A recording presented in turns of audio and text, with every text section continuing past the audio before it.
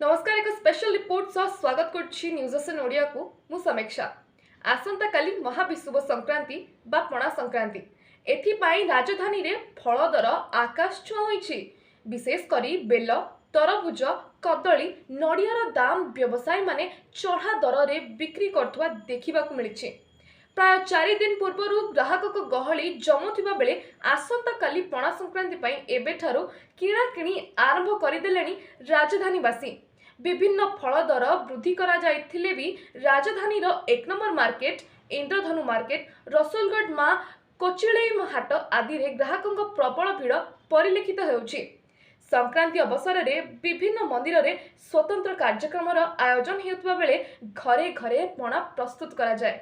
एहाकू दृष्टि रखी व्यवसायी माने फल दर वृद्धि करथिबा देखिबाकू मिलिछि। गत किछि दिन पूर्व बेल गोटाक 15 रु 20 टंकार बिक्री होउतबा बेले पणा संक्रांति पाई बेल गोटाक 40 टंकार बिक्री होइछि। सेही परी कदली डजन 100 टपिछि। साधारणतः खरा दिने बेल पणार चाहिदा रहितबा बेले पणा संक्रांति रे एहाकू अधिक गुरुत्व दिया जाय थाए।